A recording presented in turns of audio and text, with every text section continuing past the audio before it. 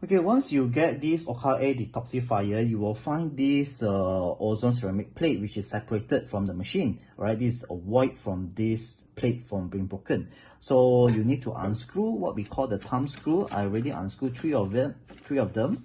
So just one of it, and you remove the pre-filters, the HEPA filters, and then the carbon and the titanium photocatalytics. So if you look over here, okay, now this plate, where to place it is to place inside.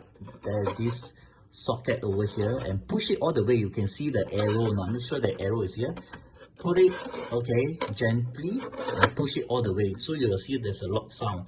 Now when you put back the filters, you will see there's a lever here. So do not put your filter this way. This one you will not be able to twist it off.